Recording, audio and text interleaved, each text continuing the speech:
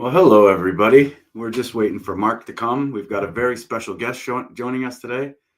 We're just kicking off an impromptu live. We've got Jessica coming on. She's has a story that you probably are going to want to hear. And we thought we'd go live and talk to her because we had a little clip that we played on our show last Sunday, and her story is very powerful, and I think it might resonate with a lot of people. So we're just waiting for everybody to join us. I thought I'd just click the live, get the algorithm primed, so you're stuck with me for a bit. How's everybody doing? Hopefully you're doing well. Meat of the matter, we've decided that now we're going to just go live whenever we can. Yesterday, Mark was on Keto Savage with Rob Sykes, Keto Savage. Go check that out. They had a great conversation. I couldn't be there, unfortunately. Peter was away. Peter is not going to be with us today, but he will be with us on Sunday. And we're live on all the channels. So we appreciate all the support. And I think this is going to be a good little conversation. I'm just waiting for everybody to show up. So you're stuck with me for a little bit. We'll see what happens. I'm trying to get a hold of Mark now, but we'll keep you posted. I'll just talk. we got a lot of things lining up, and yeah. So we're seeing where everybody is. Nobody seems to be here yet, but that's okay. I think they're used to every Sunday we do a warm up, sort of to warm up the algorithm with a little pre-show, and I think they might have thought that it was today, but I didn't have time to get one together. So you're stuck with us just straight talking today, and that's what's happening. So maybe get a chance to have a coffee. Just waiting for Mark to come on. Jessica's going to be here. She's her story. When I heard the clip, I haven't had a chance to meet her yet. We're going to meet live on air. So it will be interesting. The story, like the clip, when we put it on, it's very powerful. I think we're going to answer a lot of questions today about, the arguments of the carnivore diet, the lifestyle being very, Mark's here. Let's get him on. But I think this, a lot of times, hey, buddy. How are you, buddy? She's just running a little bit late. She's after been on the phone to me there. She'll be here in 5 minutes. Yeah, no worries. I just went live and kind of warming it up. It's all good. I was just saying how this story, I haven't had a chance to meet Jessica. I'm going to be meeting her live for the first time. But that clip that we played last show, the clip that we had, I'm going to play it. I've got it lined up. Yeah. What powerful. And I was just alluding to the fact that, in the carnivore space, everybody says, it's not sustainable, or, the other people say it's not sustainable long-term, and it's only good for us a while. And I mean, I'm going to ask the question today, if it can do these miraculous healing things that are impossible, how is that not good later on?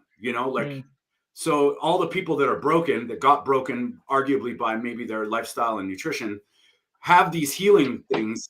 And then they say, what, go back to the thing that broke you? You can include carbohydrates, seed oils, processed food. And, that's the argument that we face all the time is like, oh, it's not sustainable long term. And it's like, I asked the question, what do you mean? I mean, from Paul Saladino jumping on the fruit and honey train to all these carnivores going on carbs, back on carbs, saying they're beneficial, saying they're better.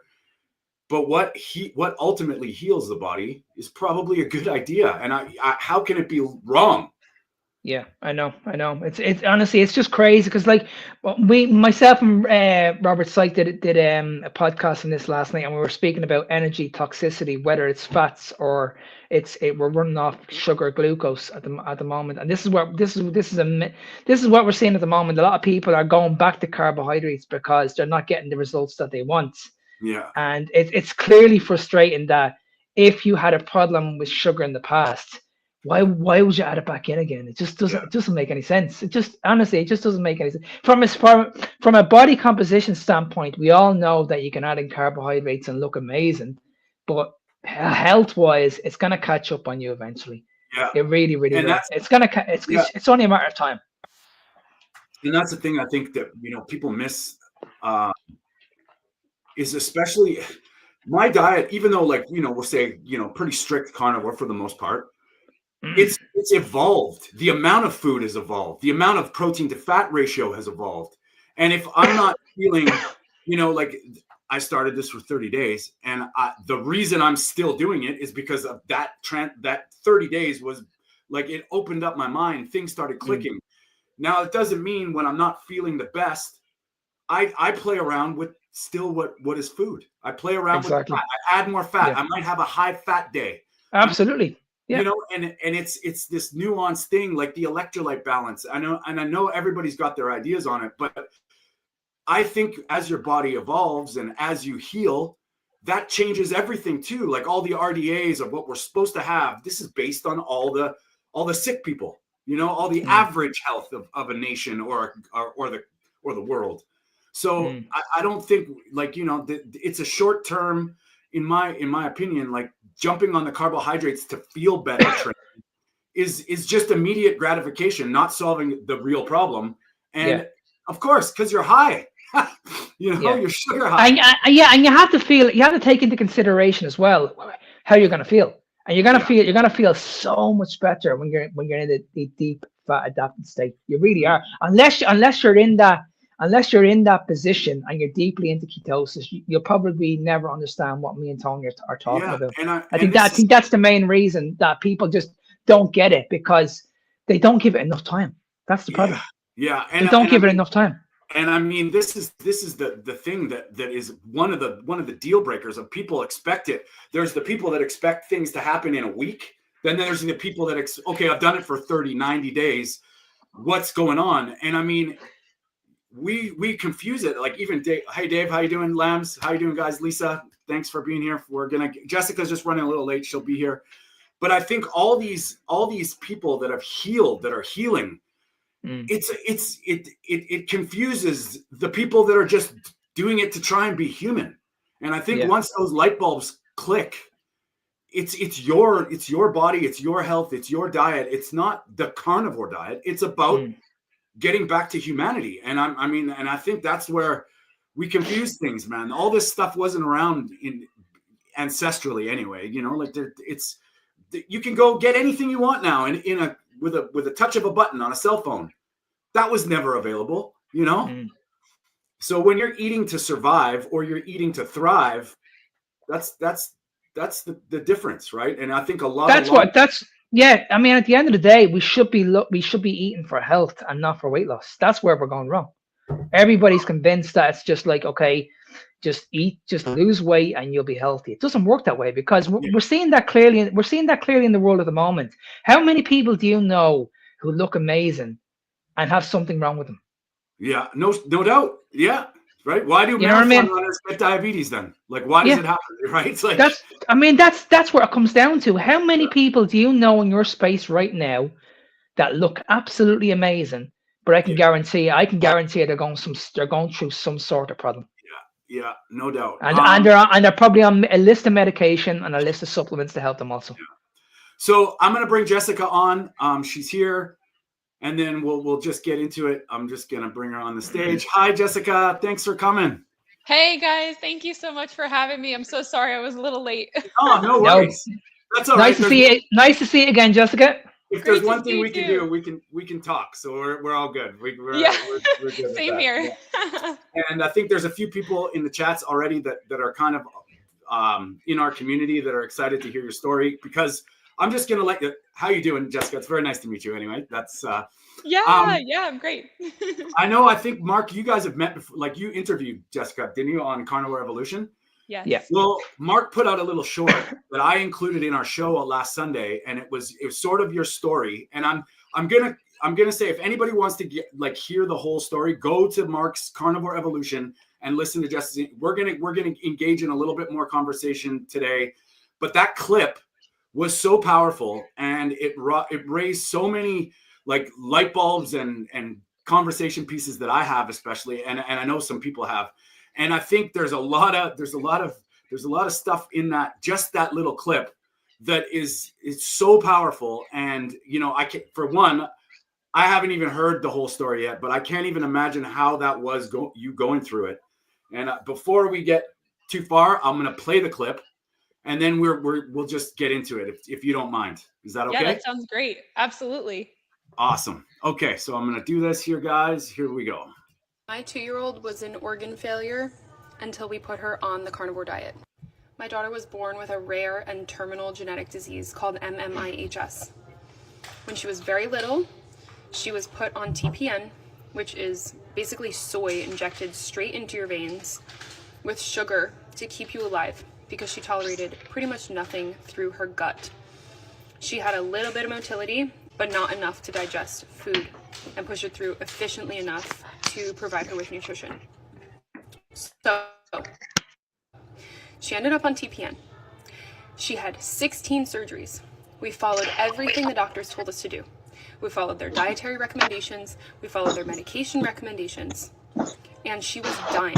At 2.5 years old, she was diagnosed with intestinal failure. And everyone knew there wasn't much more she could handle in terms of surgeries and procedures because it was getting more and more brutal. Her body was full of scar tissue and she was having surgery like every month. All those 16 surgeries happened within a year. And then we put her on the no plant gaps diet, which is a version of the carnivore diet. Within 2 months, she gained 10 pounds. She came out of intestinal failure. And yes, we were able to feed her through her guts. We started with very, very small amounts of the food. And because there was nothing fermentable, there was no gas. So her very slow intestines were able to push everything through effectively. We figured out that the gas is what was causing pseudo-obstruction. She had chronic intestinal pseudo-obstruction as part of her diagnosis. So it's when the gut literally just stops working. She turned into a different child, and she has been thriving ever since. It's been 3 years. I've had another researcher reach out to me from Harvard, and we are hopefully going to publish her case with him and show not only her case, but these other children families who have reached out to me through social media that we've met around the world who have also done this with the same diagnosis and seen the same success that we have seen. So we are going to move forward and we're going to keep spreading the message that food can heal, even in the worst of situations, and doctors don't know everything. And in the most hopeless of situations, things can turn around. Wow. Firstly, already Lisa in the comments is like, it gives me a lump in my throat. I know I've got goosebumps. I've got chills. I want to say, obviously, I'm not a mother. I can't imagine what that's like having, your child go through this. Firstly, something about me is that's something that's kind of when I started learning about this stuff, I looked at people like Nina Teicholz, who's a mother. Why would a mother go out of her way to sort of break the norms and put her career on the line? This is a powerful thing. So when mothers talk and they've experienced things with their kids, I think it's a good idea that people start listening. And man, there's so much there. How did you, in that time when you're going through this, what sort of drew, I'm a huge fan of Dr. Natasha Campbell McBride. Yeah. I am, speaking of a mother, she has the mother vibes coming all over it. And what kind of led you to that? How did you find that stuff? What were the light bulbs that sort of went off? So my husband has some very cool friends that were into biohacking and stuff. They're into funnel hacking and biohacking and all of that sort of thing. So they go to these conferences, and our friend had gotten back from one of the conferences and he read Wheat Belly. Yeah. And he was talking about Candida. Yeah. And I was like, Candida, okay, let me understand this, because obviously something's not right with her gut microbiome. Yeah. If there's this much gas, there has to be fermentation. Mm-hmm. Then I started to understand, okay, she has SIBO. Yeah. It's not really SIBO. It's really fungal overgrowth. Yeah. Okay. And I just was researching until I found an article on a blog from a natural health practitioner who is a GAPS practitioner. Her name is Becky Plotner. She Okay. passed away a couple of years ago, but she saved my daughter's life because Yeah. I contacted her and she said, well, let's put her on the GAPS diet. And I said, but she can't have onions, carrots. She can't have really any of the vegetables that are on this. And she definitely can't have fruit or honey. And she said, oh, there's a no plant version. And I was like, let's do it. Let's go for it. Right Mind on. you, I was 22 years old when my daughter was born. And I was 25 when I put her on this. So My Lord. I was a very young mom up against some very powerful people in the medical establishment who were threatening me. Really? Yeah. Yeah. So I was very scared, but I knew that this was the answer that we needed. And regardless of how many interventions they had where they sat me down and told me I was stupid and that none of this was going to work and she was going to be on TPN for the rest of her life, I just refused, and my husband refused to believe it. Yeah. Just for everybody that doesn't know, what is TPN? TPN is basically IV nutrition for people who are in intestinal failure for whatever reason. So a lot of people who have cancer go on if they lose their colon or they lose their intestines. The diagnosis that my daughter has, the genetic diagnosis, causes intestinal failure. So most of these kids are on TPN within the first year of life. Some of them are on TPN immediately. Yeah. They can't digest anything right off the bat. That's So it's like it's soy and sugar and elemental vitamins that go through a port in your chest. The port has to be kept sterile. The TPN has to be kept sterile. You can't get any bubbles in the line or you'll cause a pulmonary embolism. Yeah. If the line gets dirty, it's an open wound straight to your chest or straight to your heart all the time. If the line or the wound gets dirty at all, you risk going septic and dying. A lot of these kids, that's what they pass away from, is complications from TPN. It also causes osteoporosis because there's nothing in it to support growth. Yeah. And my daughter was on it during a very formative time in her life. She was on from the time she was 1.5 till she was 2.5, 3. And she has no signs of osteoporosis, no signs of any bone issue because of carnivore. Wild. Wow. And that goes to show you too, like, I mean, I think like we throw around the carnivore diet in these ways that it's like this or that. And I think it comes down to what food is for humans. And the GAPS protocol, like, you know, when they talk about, like, you know, starting with meat stock and like bringing the gut back into, you know, proper function. I mean, there's the two sides. We all talk about bacteria, probiotics, and all this stuff, microbiome. But then there's the gut stability. If your gut is broken and it can't do things, everything's leaking through.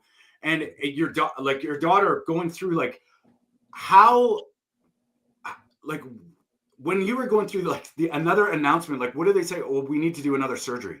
Like, what is going through your mind at this point? Like, what are you doing? Are we just? I was so overwhelmed. So at one point, I had just had my son. Yeah. So my son was born at 29 weeks. He was a preemie.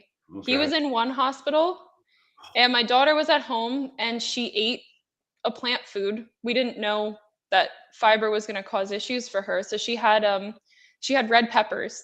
I cooked them really well, cut them up, put them in some rice for her. She had an ileostomy prolapse and her intestines were hanging out of her body. And the surgeon told us, these kids get prolapses. She's fine. Just keep her home. And she had 9 inches of intestine hanging out. I couldn't change her ostomy bag. My husband was holding the pieces of intestine up so I could put her ostomy pouch on.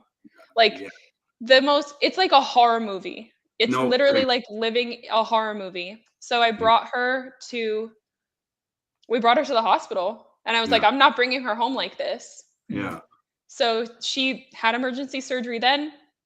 And that was like a repeat scenario. She kept needing emergency surgeries for these ileostomy prolapses that were happening. Yeah. And when the gut wall is weak and inflamed from Candida, it causes hernias. Like, surprise, surprise. Yeah. And for anybody that, like, the small intestine anyway, the duodenum, the jejunum, and the ileum, that's sections of your small intestine. So obviously there was some stuff going on and I think that's, if I'm not mistaken, the third section, lower down, closer to the large intestine. Holy shit.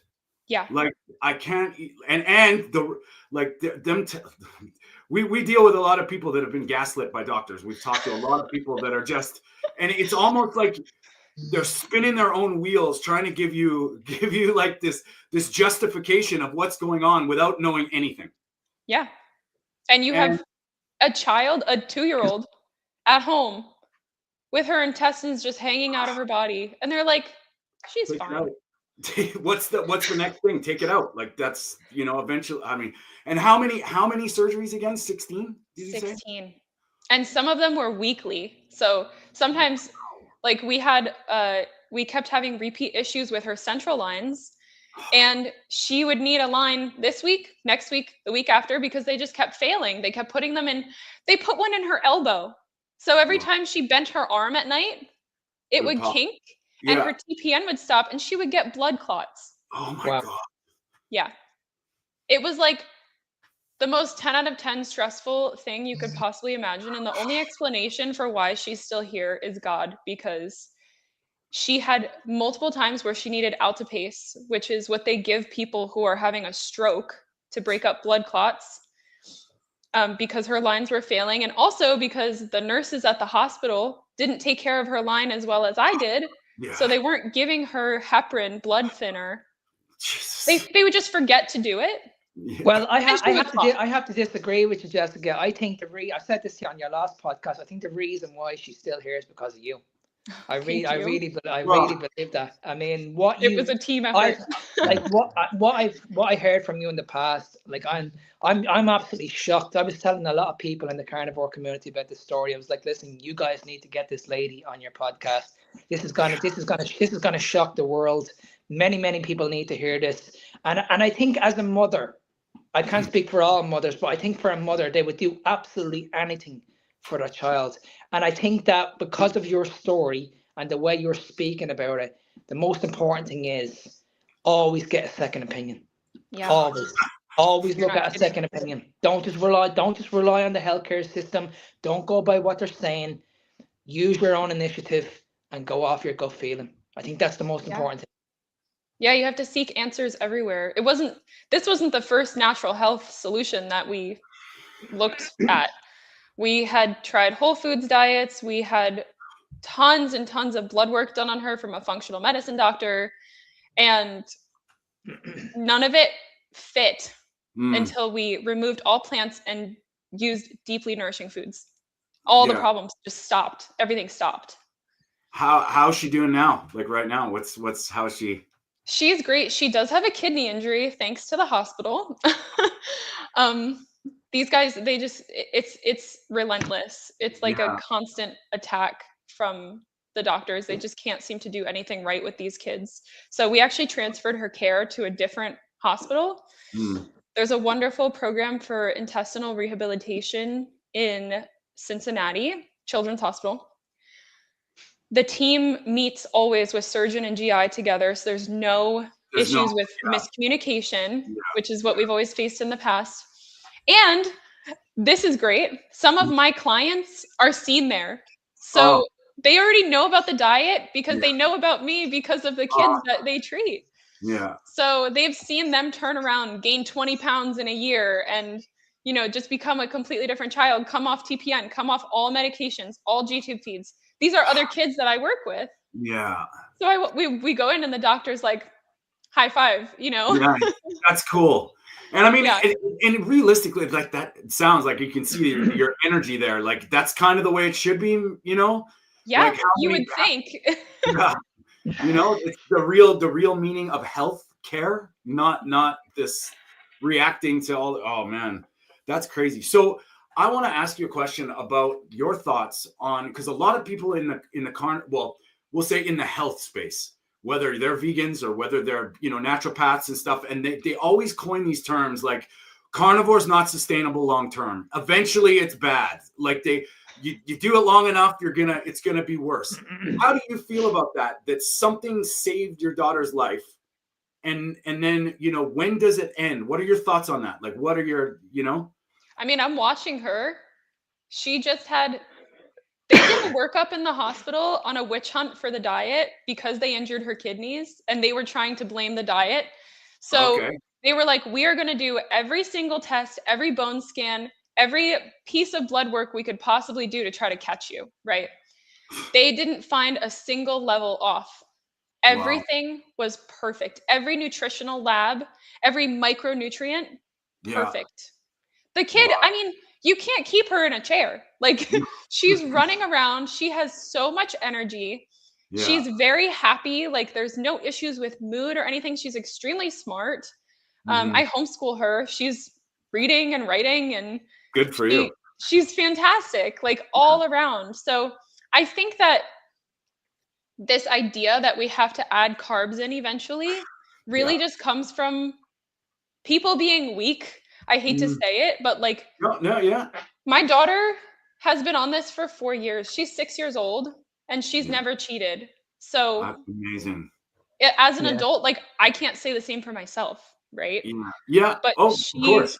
she can, and if she can have that type of discipline and treat it as life or death, then so can we. But blaming the diet for us not having enough strength not to mess up, it doesn't work, right? Like attacking the carnivore diet, it holds water every single time.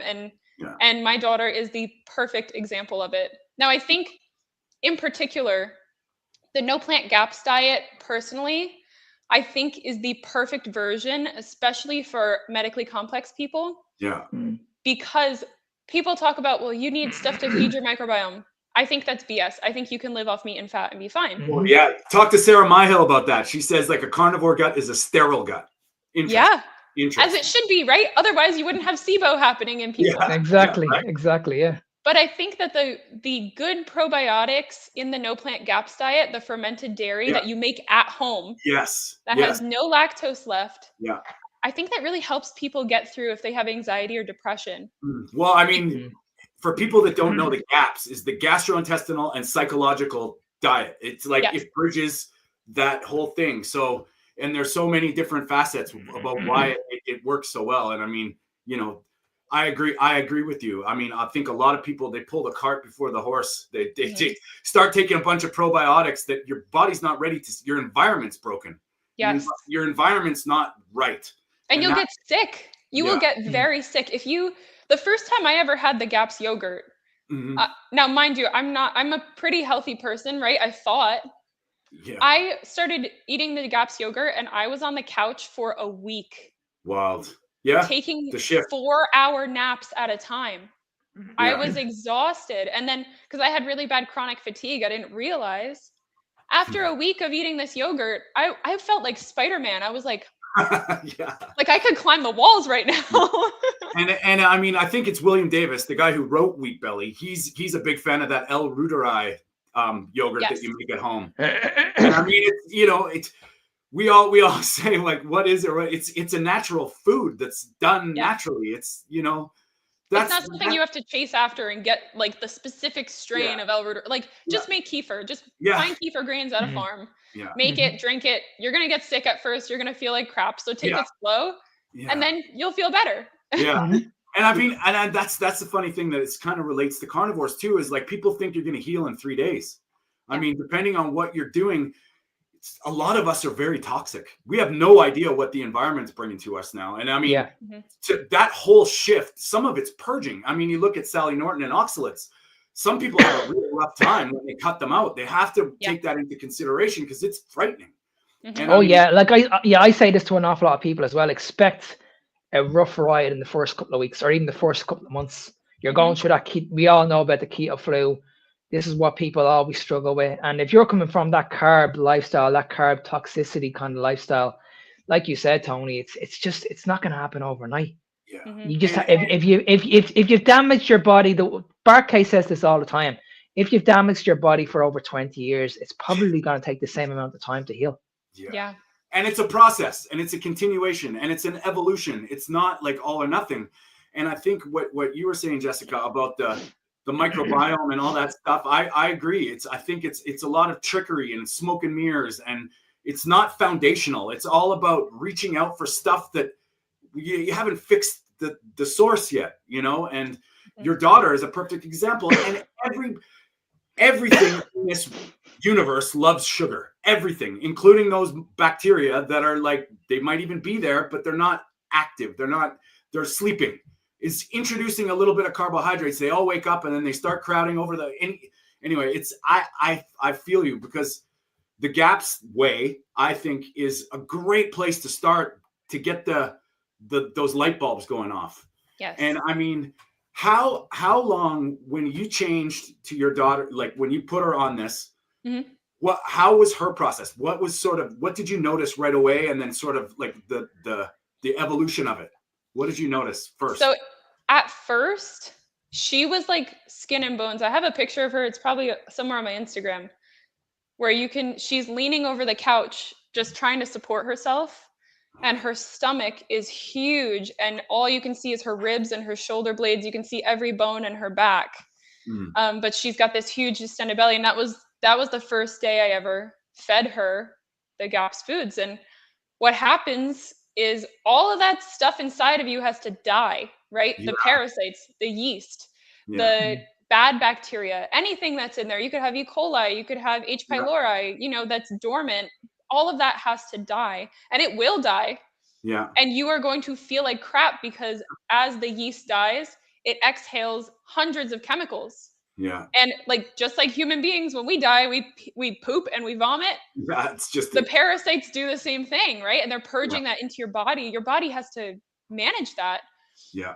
So at first, she got worse. Mm-hmm. She was very, very nauseous. She had so much gas. I was venting her G-tube every 15 minutes for 2 hours every time I fed her. So I was just venting her G-tube all day. And I would push on her stomach, and just a tremendous amount of gas would come out every time. So it was scary, I'll be honest with you. Yeah. My husband and I were like, we really hope she doesn't get a pseudo-obstruction from the gas from the die-off. Yeah. So, but after about 2 or 3 weeks, that was gone completely. Wow. Yeah. And then I was changing her ostomy pouch one day, and I'm like, her stomach is flat. Yeah. For the first time, I've never seen it flat. She's laying on her back. Yeah. And she looks like a normal kid. Yeah. Oh, and so during all of that transition, we saw threadworms come out, like black parasites. Yeah. Whoa. Tapeworms, liver flukes. What? She's 2. Yeah. They tell you these don't exist in the United States. So all of this happened very quickly. Her body was just started expelling everything. Yeah. And then after 2 months, she was 10 pounds heavier, had a completely flat stomach, her limbs filled out. She was walking, running, climbing, not well. Like, she was very behind. She was walking at almost 3 years old. Okay. She was walking like my son did when he was 12 months old. So physically, she was so behind, but she caught right up. Yeah. And now she does gymnastics and does flips and cartwheels, and like, I'm telling you, she's crazy. But it was a very long process. She did that first stage of no plant GAPS with no probiotic foods for almost a full year. Wow. Before we started introducing the yogurt and then eventually the kefir. Yeah. Because we wanted to make sure her body was ready for it. Yeah. So some of these kids that I work with too, some of these kids are so amazing. Like the one family, they just went cold turkey because their son was in so much pain from the G-tube feeds, and he was vomiting all night. He was just having these crazy issues. Mom was doing bowel irrigations where you have to stick a tube through the ostomy to pull the poop out because there's no motility. She was doing that twice a night. Yes, she still has an ostomy bag. She'll probably need that for the rest of her life because her colon really does not function. But her intestines are just so weak, right? But this little boy was able to transition. I have the interview with his mom on my YouTube channel. It was like overnight. Wow. And the next day, his gas was gone. Wow. The vomiting stopped. Yeah. He came off TPN. He came off all medications, and he's not been hospitalized since. And that was last October when we started working together. Wow. And that just shows there's so many like beautiful light bulbs that come off here. Like, you know, everybody's different. Kids are resilient as hell if they get nourished. Mhm. And if you can relate that, because I hear a lot of people that are younger, you know, yeah, you're going to be okay for a few years. Eventually this happens to us all. Like, you know, Yeah. if you go down the standard diet route, all of a sudden you're 50 years old. And I mean, it happened to me when I was 40, everything started falling apart. Started with my eyes, then I couldn't move. Then I was in pain. And it was like, this is getting old. This is so everybody's point. And, you know, it's tragic that your daughter had to do this at such a young age, whatever the reason. But look at the healing. That's the craziest part is it's so possible. And it's all about the trusting a process. And man, I can't even imagine that 4 weeks of just like, are we doing the right thing? Like, I mean, I do that with myself. I'm like, okay, I'm trying this. Is this right? Okay. Yeah. And I still get like, I mean, I've been using this lifestyle for about 5 years now, 5+ years, almost 6. I still go through that. Am I doing it okay? Like, is things all right? Like, do I need broccoli? And I just stick to my, you know, you have to trust the system and trust that it is, and use your logic. And I can't even imagine being a mom, putting yourself through that, going, I hope this works out. And you know, this is so magical that it did. And now that you're helping let's talk a little bit about that. So you're helping other families now get through this. Internationally. So my daughter's original doctor was promoting my book at an MMIHS conference. And so a bunch of kids came to me from that, families came to me from that. So one little girl who's in Italy, she's the worst I've ever seen or heard of. And is this on YouTube? Yes. Okay, I won't go into detail about what we did because your video will get taken down. Okay, all right. But there's another modality that I became an expert in for emergencies, and it's frequency. Okay, awesome. Yeah. So I have a machine. I have a Rife machine. Awesome. That is great. Yeah. I mean, if anybody doesn't know what that is, go Google it, because that is it's very, very you know, yeah. It's incredible. Yeah. No. So yes. we got the little girl one of those. We were able to find one that was in Italy that the doctor was getting rid of, so we got it to her. Awesome. We started running it, and we were able to restart her bowel motility. Wild. So she was a child that was having over a liter of gastric juices emptying out of her G-tube every day. No ileostomy output, no intestinal function at all. Wow. Now she has intestinal function. Yeah. She's on the diet. Yeah. She was receiving weekly blood transfusions. She hasn't needed one since. Wow. Yeah. Because her hemoglobin was so low. Yeah. And her color, she was like as white as the wall behind me, just gray. And now she's this vibrant little girl with beautiful glowing skin and pink lips. Brilliant. And for anybody that doesn't know what we're talking about here, it's this guy. I'm not going to mention his name. I don't know how they feel about it, but go figure. Because anytime Mark and I have had a problem, we do videos about cancer, and you know, they seem to go nowhere or taken down. Mine get taken down too. he figured out that it reacts to a frequency, and you can basically blast the cells with this frequency, but it doesn't just stop there. So if anybody has access to a machine, his name's Rife, and I'll just leave it at that and go. This stuff is real. I mean, I'm a big fan of energy, frequency, vibration, and our natural frequencies, I think, have been manipulated from. That's probably another talk and another podcast, but oh yeah, we could go into that. Yeah, our modern ways, and I mean, that's beautiful that's happened. I mean, my girl, she's a sound healer, she's a Reiki, she's all about that stuff, and man, I've seen it happen. Like my old boss had a Rife machine, and he was, you know, he doesn't have bladder cancer anymore.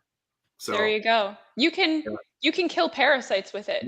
Yeah. Parasites die immediately. That's where we got the liver flukes out of my daughter. Wild. And there are certain ones that come with a book of frequencies. And you can even get them on Amazon. Yeah. Like, you buy these frequency books, and I have a textbook this thick. No joke, it's like 400 or 500 pages. And of if anybody's interested, I think that it's called Spooky 2, and they just come with a couple little things and a modulator, and then there's a reference range of all the stuff that and I mean, why not?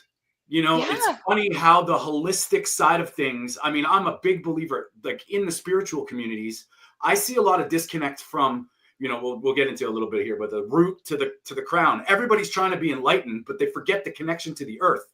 Yes. And this is what we are. Everything is frequency. And if it was just that easy, doesn't it make sense to try it? I mean, if you could get a frequency bowl and get these natural, solfeggio frequencies and healing frequencies specifically designed to help you heal, how can you deny it? And then you hear stories like yours where this happened, like this is real.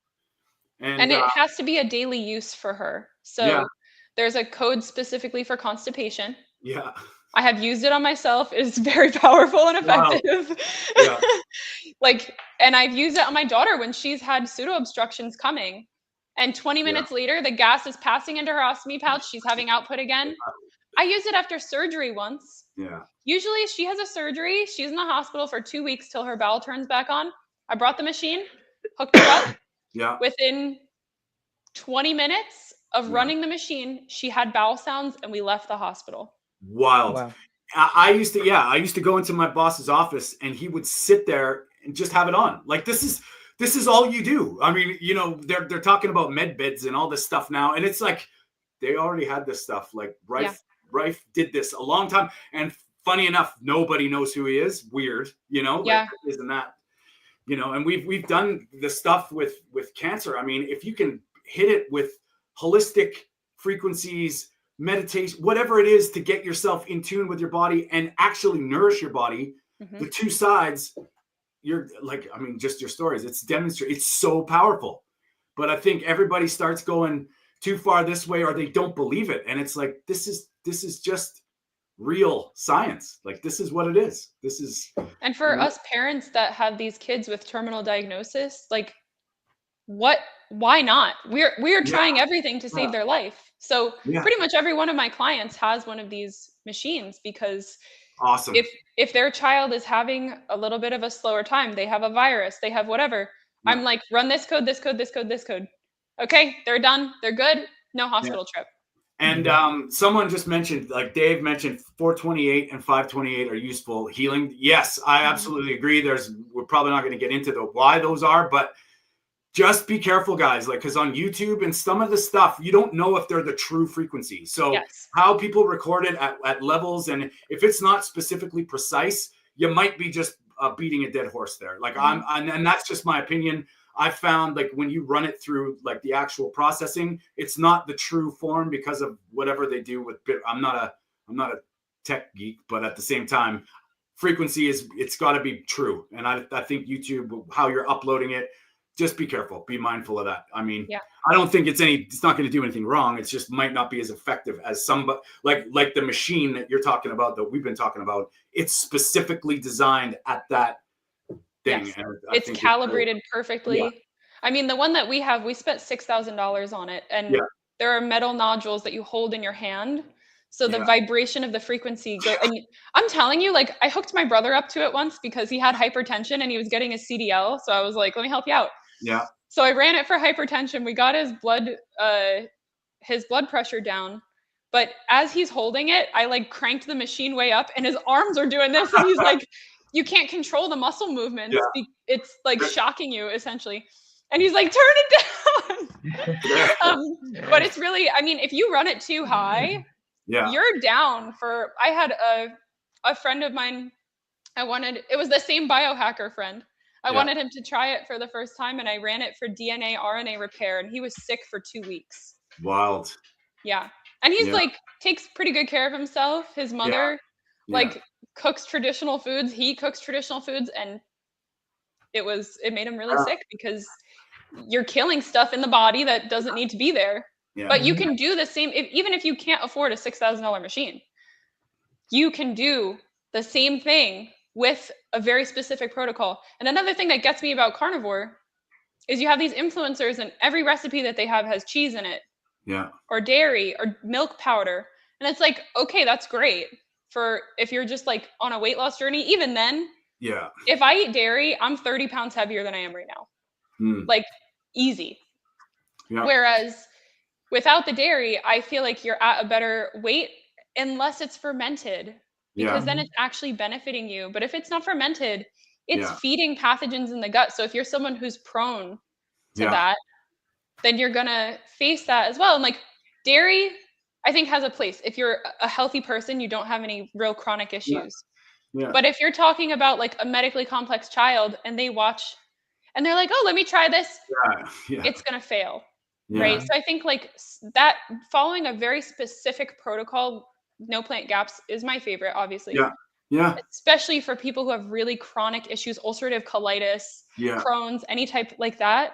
They need to be on a very, very specific protocol, and they will have the same effects as if they use that machine every day. Yeah, that's right. And I mean, I think, you know, when it's so funny how the holistic modalities, and if you know, I don't want to put, I can put on my tinfoil hat here, but when you look at the history of how the medical system came to be with the petrochemicals and all that stuff, how they ousted all all the quackery that they said didn't work, you know, and now you're realizing no, that stuff that the ancients knew a thing or two about the spirit and the body and the frequencies and earth grounding.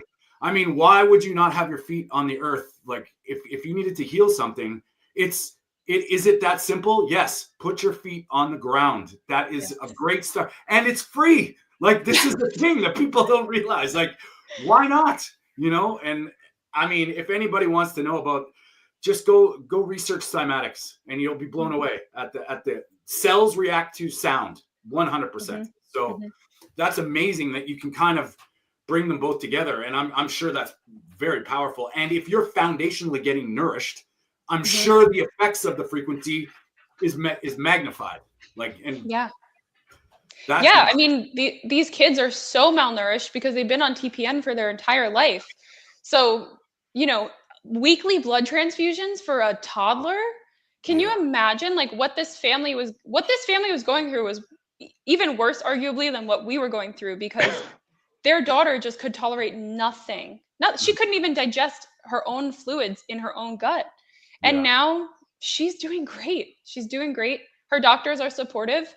I told them they were at a smaller hospital in Italy and they weren't managing her TPN right. And I said, you have to get her to a better doctor. So they got her to a hospital in Milan, and that doctor is fantastic. Awesome. He has written papers about the colon's ability to still absorb even if it's detached. So I spoke to him about Dr. Natasha's recommendation for meat stock enemas. So kids, even if they don't, even if kids don't have any intestinal motility, you can still nourish their body with the meat stock enemas, and they will absorb it through their colon, even if it's detached. So I had this conversation with him and he was very supportive of it. And they're using that for her in addition so that she can get more nutrients. And that makes sense, because if you look at the fecal transfer stuff, that, you know, you shift somebody's microbiome with a fecal transfer, that would make sense that you'd have to be absorbing it. Then that, and you know, and the meat stock, like when if people don't understand, like the GAPS basically starts with that. And I mean, she deals with, I think, autistic and hyperactive kids, and she's talking about like literally a teaspoon at a time that the kids start coming around, and then they're drinking glasses, then they add things. And I mean, that's fascinating. And it's neat that you put it all together. And so when did you start helping other families? Like how sort of far into your journey? After just a couple months, I started posting in some of the MMIHS groups, and I thought it would be well received, but man, those parents do not like me. Because they truly believe in the doctors, and they're like, literally a mom said this to me.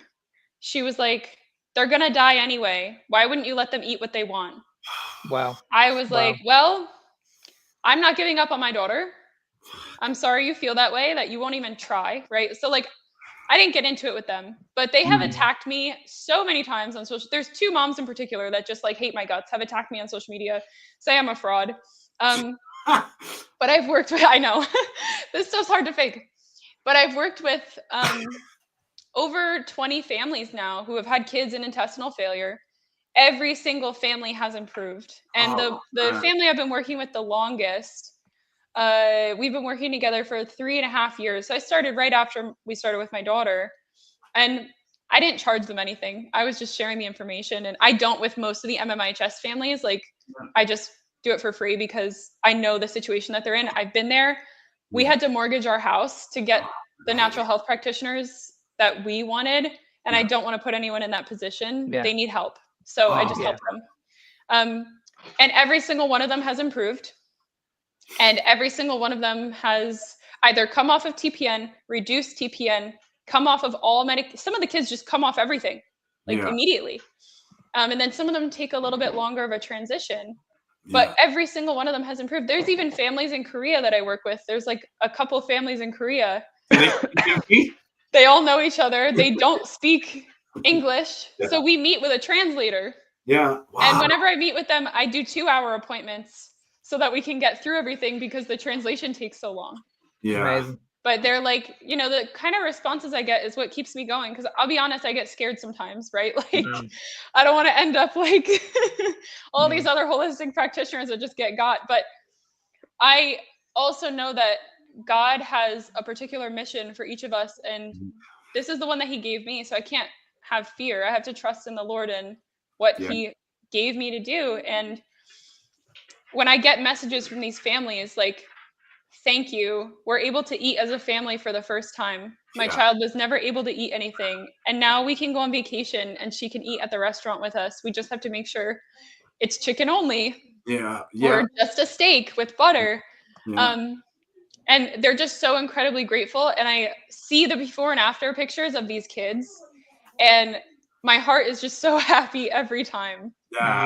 And that's what it comes down to, is it? Because I'm sure you're under an awful lot of pressure at the moment, Jessica, from the, you know who I'm talking about. But at the end of the day, you know what I mean? It comes down to these 20 families that you've worked with. And it's not just these 20 families. Like, there's many other people in the world that are doing this. And I can completely understand where you're coming from. It can be very, very scary giving out this information, and eventually what's going to come down the roads. As I said, we won't talk too much about it, but I know from the last podcast that we spoke about what's in the pipeline. But like, honestly, don't give up, because there's a lot of people relying on you. You're doing remarkably well. And as I said, the results speak for themselves. Yeah, the world needs you, Jessica, for sure. They might not know it, but they'll come around. And I mean, it's a place that we're all sort of put into. I mean, we deal with it a lot. I mean, I've lost family, I've lost friends because I've had a strict diet that you don't agree with. Really? Are you kidding me? It's crazy. You know, it's like, don't do it then. I don't care. But I mean, just why are you giving me shade because I'm feeling rejuvenated, revitalized, and healed, you know? And that's the thing that it's when we, like, I know Mark meets a lot of people and he's interviewed a lot. We've interviewed a lot of people. There is one commonality, is it's a starting place for the possibility to heal. And that's undeniable now, you know, like from all, whether it's cancer or little kids with so much messed up, where their bowels are all messed up and they're basically waiting to die. That's for your story, for anybody to give, like, I mean, let me have a word with those moms. Like, I mean, for anybody to be giving you, I mean, you got it. I will. Can I just add in one thing? I think the most important message is hope. Don't give up on it. Exactly. I mean, honestly, don't give up on it. It's like, you know, I mean, just keep going. Yeah. And you will eventually find the answers that you're looking for, because the information is out there. Yeah. It's out there. The only problem is they're trying to block it. Yes. That's the problem. Like, we're hoping now, after this, when this is finished, everybody gets on board, they share it, because everybody needs to hear this. But you know what the algorithm is like. Yeah. You know, I certainly do. they really, really struggle when it comes up, because I put your story up on TikTok when we did it last time, and it was taken down straight away. Yes, a lot of my stuff is just deleted immediately. And then some of my videos, even on Instagram, especially TikTok, I can't post basically anything on TikTok. Yeah. But a lot of my stuff it'll be taking off and a straight up arrow, and then it levels out, and I don't get a single other view. None. Wow. Like, they block the video completely. And then I have trouble sharing my own video sometimes. Yeah. Wow. The Harvard researcher that I'm working with, he just emailed me last week and said, "Can you send me that viral video?" It wouldn't let me share it. It's my What? video. Wow. Yeah. Wow. And Sean that video that I put up last week of yourself speaking and I was beside, I only checked it this week. Since I put that up, I've had only 100 views watching it. Yeah. 100 views. Sean And it's Baker, like, that he it's posted incredible. the original one that I posted. It's pinned on my Instagram, and it was taken down immediately from TikTok. Wow. And he got a strike against his account for posting it. I'm literally just sharing my daughter's story. Yeah. Yeah. Yeah. That's Yeah. it. Well, that I'm reminds saying food is medicine. if you're watching this is where, it's not about our show. It's not about anything that we're doing except for getting these stories out. And all of you, please help us. Share it to everybody, man. And just get Jessica's known, because there are so many parents out there right now suffering. I don't want to say needlessly, but they're suffering with no hope, like Mark mentioned. Yes. And this is so, we've all had videos where we've talked to Krista DeWeese, Mark, when she had this Ozempic problem that they overdosed her and killed her, and she came, like, obviously she survived. Wow. But this video did nothing. And we're talking about Oprah is glorifying Ozempic, Serena Williams is out there blasting, and it's like all great. This woman went through hell and did nothing. Even suppressed. Like it's so we need you guys. We need all the people in the chats, all the people that are the matterers. We need you to help Jessica get this out, because Yeah, I'm just going to add to that as well, because like Jessica mentioned earlier on, this is nothing to do with a financial gain. No. This is to help people that are out there that are really, really struggling themselves. They probably don't have the money to pay for this. Yeah. And they're like, okay, well, I'm running out of options. My kids are really, really struggling here. I don't know what to do. I just don't know what to do. Maybe this podcast could help you. Yeah. It could help you. And maybe that if you just start with just feeding your child the right way, adding a bit of grounding into your life, get them out into the sunshine, get them back into nature. You never know. You never know. And like Tony mentioned earlier, it's free. Yeah. Most of this information is free. Yeah, you can do all of this without ever having an appointment with anyone. Yeah. You don't need, and I wrote a book on it.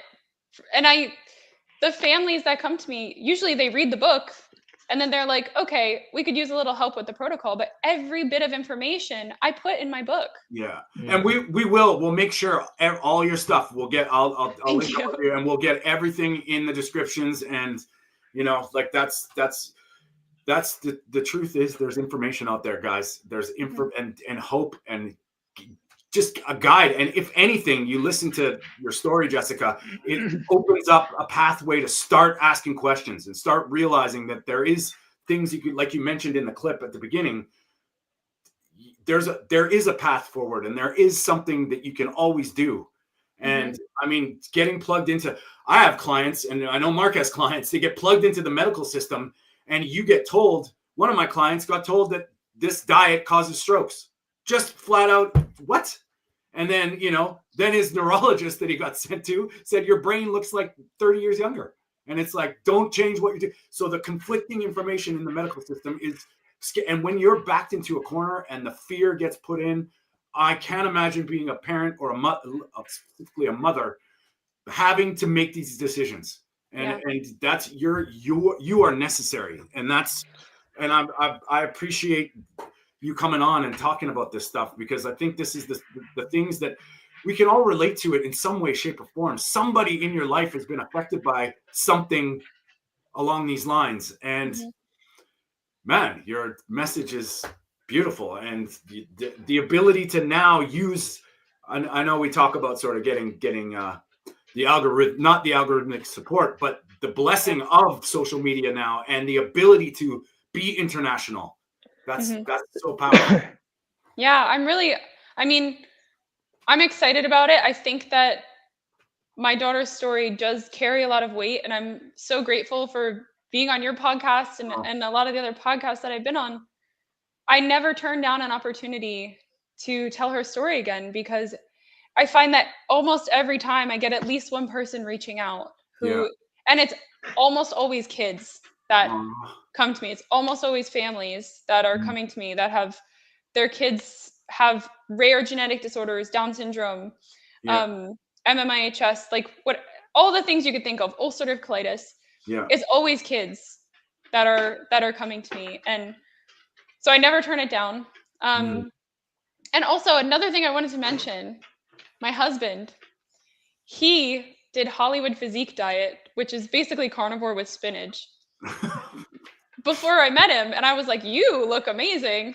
Yeah. And he was a bodybuilder, so he was just like huge, muscular, and eating only meat and like carrying around a bag of boiled eggs. And I'm like, that's disgusting, but I like the results. Right? Yeah. So when we were told to do the no plant gaps diet, and they were like, she's not gonna have, I'm like, no bread. I'm Italian. Like, I feel you. Bread is a food group. Yeah. And so, but my husband was like, no, you can live without bread. I've been doing it for years. Look at me. And I was like, oh, you're right. Well, it's funny. It's funny because there's a lot of people that sort of realize that, like, once you strip back all the labels, eating all meat, people have done it. And it's like, all of a sudden you say you're on the carnivore diet, people go, oh my God, that's it. But no, hold on. I've been doing this for a long time. And, you know, now we're hearing stories about, like, Michael Jordan was pretty much carnivore. He'd eat steak before games, not any of the carbs. And, like, and like all of a sudden now everybody's got a problem with it. And it's like, no. Like, historically, we would have fallen back on meat and fat for sure. So it makes sense. It does. It almost makes me think that some of my favorite, well, what used to be my favorite influencers are plants, honestly, like industry plants.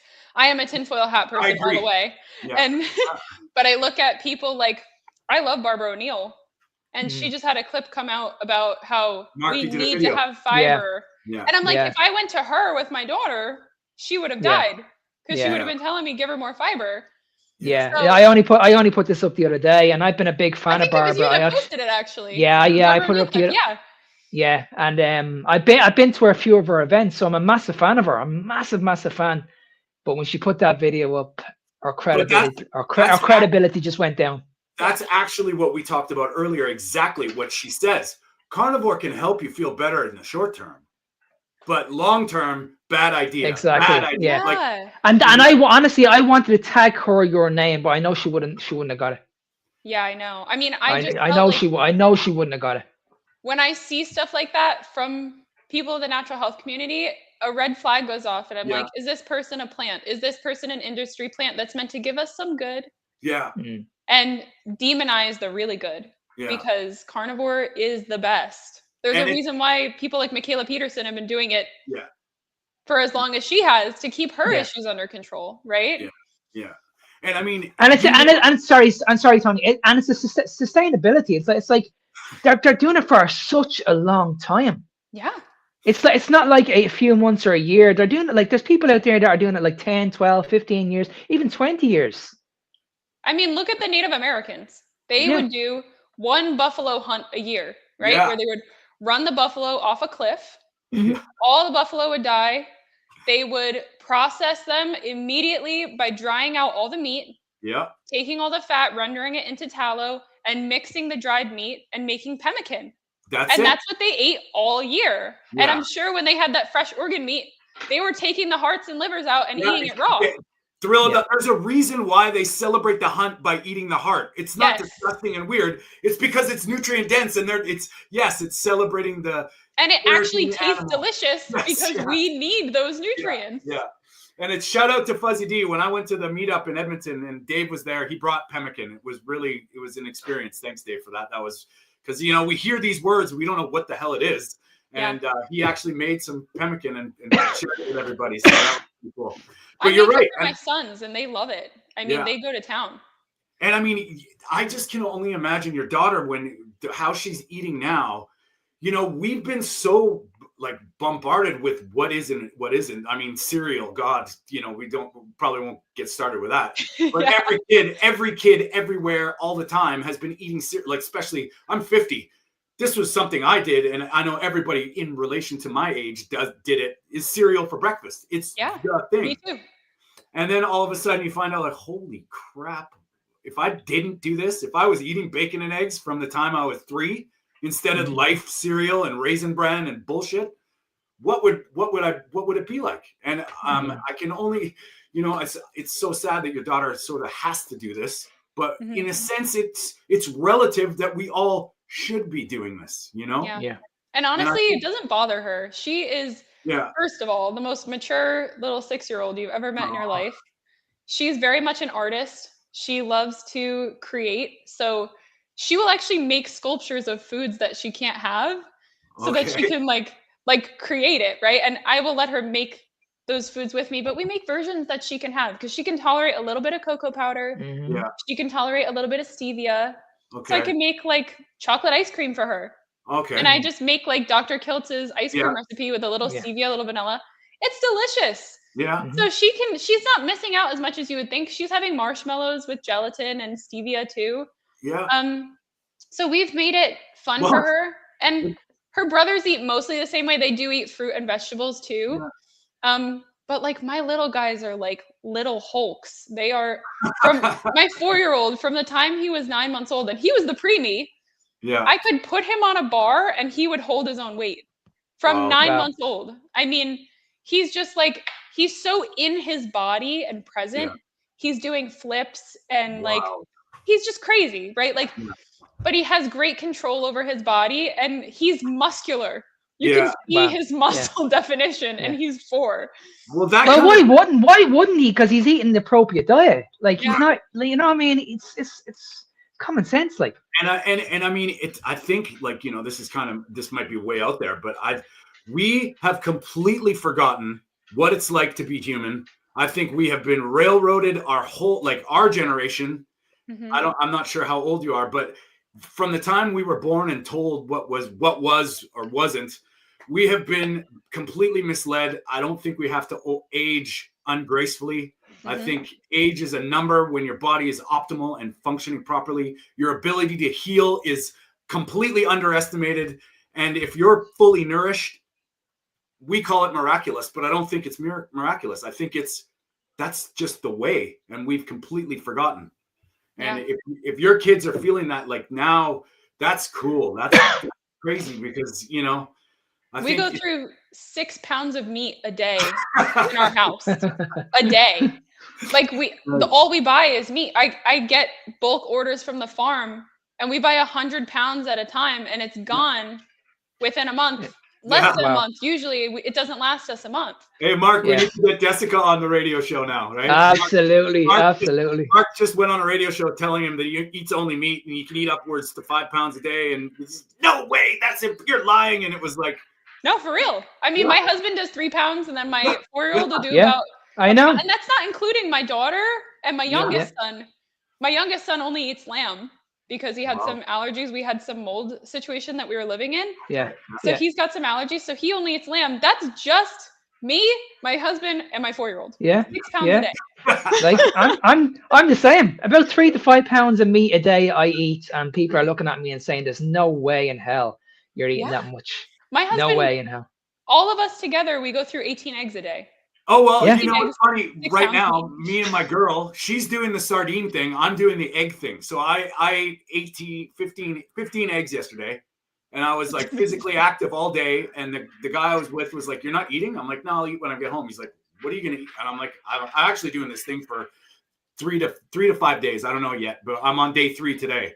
And I'm just eating eggs. He's like, "You can't do that." And I'm like, "Well, I am." And it's happening. And I actually did it as well. I actually did the sardine fast. I did it for 3 weeks. My energy went to another level. Really? Literally. Oh my God. Like red meat is great, but when you go on the sardine fast, oh my God. Like I couldn't believe the amount of energy I had. Wow. So do you guys eat seafood? Like what's your diet like as a family? Like you mentioned your son just can only eat lamb. But is everybody sort of somewhere in different stages? How do you navigate that? If some people, some kids can have a couple things and other kids, it must be pretty tough.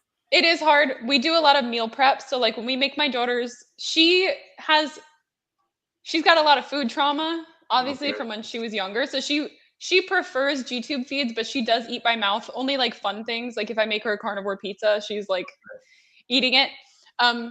But I make 6 gallons of G-tube feeds for her at a time. So like organ meats and regular meats, cooked for 4 to 6 hours, blend it all up, And then just blitzed. freeze it, and put it. Yeah, and then I like put it in the crock pot so I could administer throughout the day. She gets 12 egg yolks a day, so 4 Wow.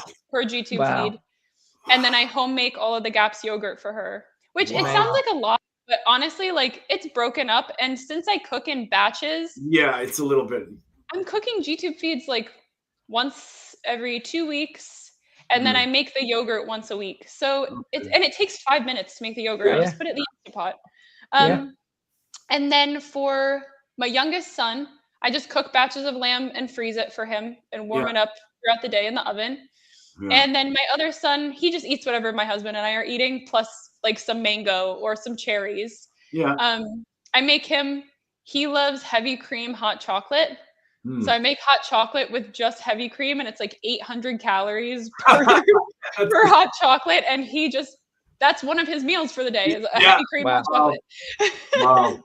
And you know, like there's so many cliches you're breaking right now. People say, "Oh, it's too expensive. You can't do this." And then, "Oh my God, it's too much work." And it's like, if you're smart and you can figure it out, and that's interesting that you're able to navigate with all these things going on with your kids, and you're still able to make this happen. So all the people that just are too, it's lazy.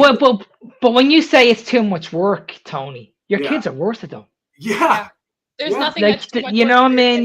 kids. Your kids are worth it. Like what Jessica mentioned earlier on when she spoke to the lady that they're gonna die anyway, so they're better off dying happy. I mean that's just not right. I mean, You that's should what the never. doctors tell them.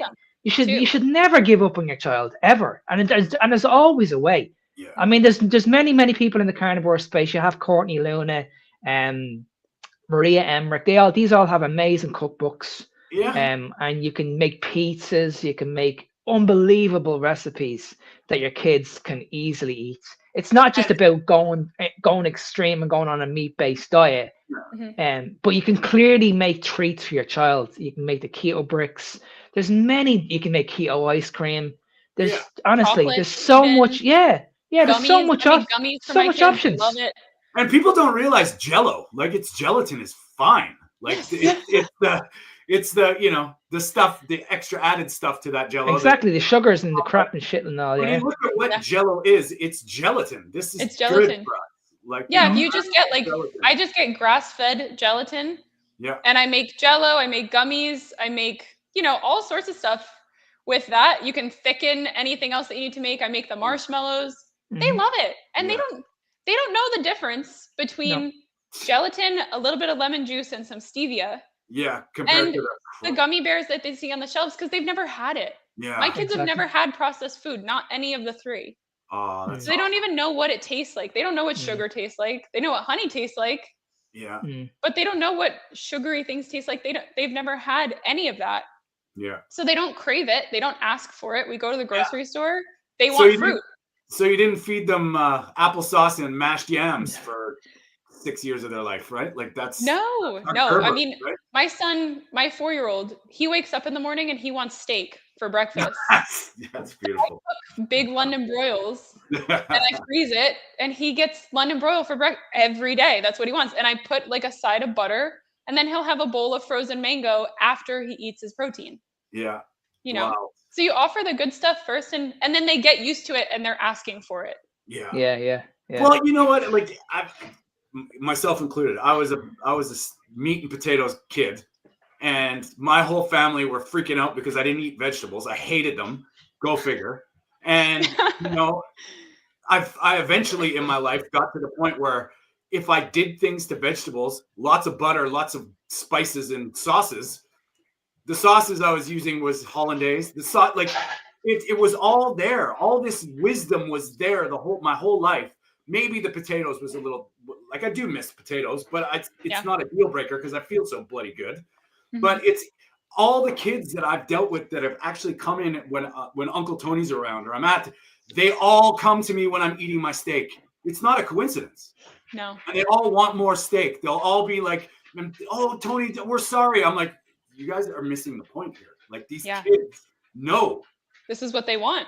Yeah. Their bodies know. My youngest son, since he had the mold toxicity, I tried giving him blueberries. I tried giving him apples. I tried giving him butternut squash. Yeah. He hated all of it. I started giving him lamb heart.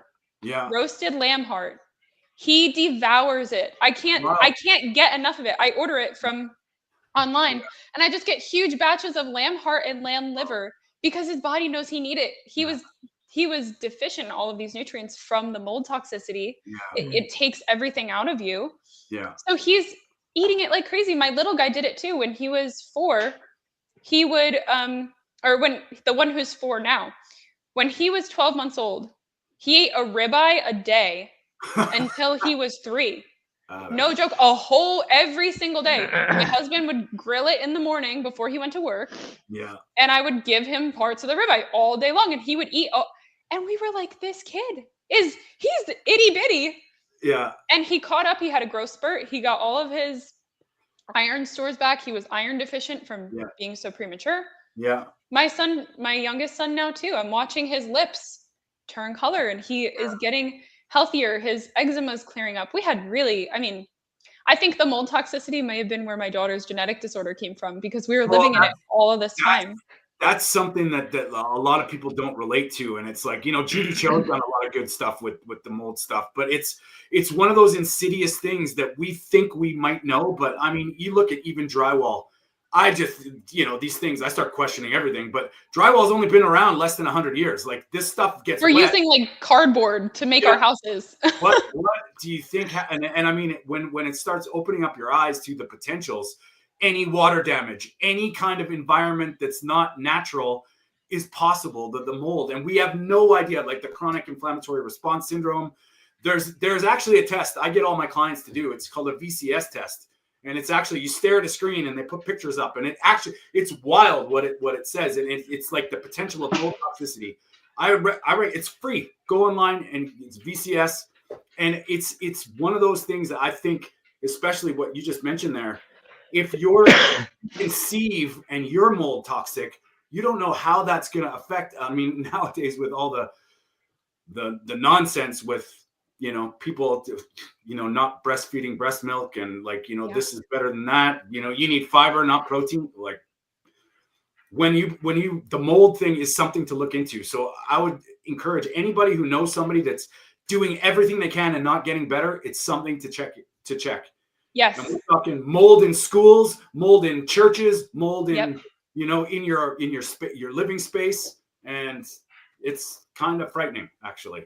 It was such a small thing for us. And it was in a rental. And I saw it coming out from behind a light switch. And I was like, this wall is full of mold. We need to get out of here. And we moved a week later. Yeah. I was like, we need to leave here right now. This is what's causing his eczema. This is what's causing my histamine intolerance. Yeah. I've been eating clean for all this time. Yeah. And I'm having health issues still. No, if you are having inflammation and you're on carnivore, you need to get out of your house. Yeah. No, that's, it's funny because there's a lot of people that they talk about these plateaus or these energy drains or these drops. I felt great for 2-3 years. And then all of a sudden, man, well, you better look into mold toxicity, man, because it's not, this is an unnatural state that your body's going to be able, eventually it's something to look into for sure. And I think a lot of these people that report they're not doing well, look at your workspace, look at your thing. You don't know. And if you're not breathing in clean air anywhere, there's a possibility for sure. And it will make you crave carbs like crazy when you live in mold. So mold, when it gets into your body, it colonizes you and the mold wants sugar, just like yeast wants sugar, just like parasites want sugar. So if you're living in mold and you cannot stop the carbs, that's probably why. Yeah. And it was like that for me. I was like, I went through this short period of time where I'm eating a pint of ice cream a day. And I'm like, I can't stop. And then I saw the mold coming out from behind the wall, and I was like, that's exactly what it is. And my husband, God bless him, he like goes along with all of my craziness. And I'm like, we need to move right now. And he's like, okay, I'll get a moving truck. Yeah, And yeah. we were out of there. I mean, I know the place I'm living in I'm subject to it. We're trying to, like, we might be leaving Canada pretty quick here. So we're trying to figure it out. We don't have kids. So if I had kids right now, I would be all over like, it's one of those things that people will say, come on, but no, It's real. This is a real thing. And you said it, you hit the nail on the head there. Everything like sugar, Yes. when it's in you, it wants sugar. And I often explain to people, like, erratic behavior and things that come out of nowhere when nothing's changed, there's a cause. Yes. And when you look at the misfortunate things that happen with your daughter, when you look at how we don't go past now, but back then, our history, the mother's pregnancy, all this stuff, we don't know what EMFs, all this stuff, we kind of got into matters. It all can be a factor. And I think we underestimate, we're staring at a cell phone screen 24/7. Mm-hmm. That's not good, No. and even us on screens right now, man, I notice when I'm on the computer for longer, like days that I'm on doing things on the computer, I feel different. I see different. I got to decompress, and it's wild. And that has to have some effect on my health for sure. Mm-hmm. Absolutely. Yeah. This has been an amazing talk, Jessica. Thank you so much for coming on live. But I want to respect your time. I know it sounds like you're a busy mom and you got lots to do. So I'm really so grateful. Thank you for having me. My husband's really good with the kids, so I'm sure he doesn't mind. Believe me. Well, you guys probably, I would say, you're up for the most powerful team on the planet. That's awesome that you guys are living this way. And man, your story, Lamb's mentioned, he's like, it's an awesome story. Share it with everybody you can, because these are the ones that matter. And and anything we can do to help you, Jessica. I mean, we're here. If you ever want to come on and mention some stuff, and Thank you. I'm going to get into more of the abuse of the medical system and what has happened to my daughter within that system. Well, you have allies here. Like anything that we like, we are. That's, if not, that was the reason why we started this. Was we're going to get into people's faces and be disruptive. Like that's the idea. Once I'm able to start talking about it, I have to wait a little bit because there's some things coming down the pipeline. But once I'm able to, I will definitely come back on and tell you guys what happened. I just want to scream it from the rooftops now, but I have to play my cards correctly. That's fair enough. I have to keep her safe until everything's in line. Good for you. Well, I mean, and once the Harvard study is out too, we will definitely, I can come on and we can talk about that because that's going to be really exciting.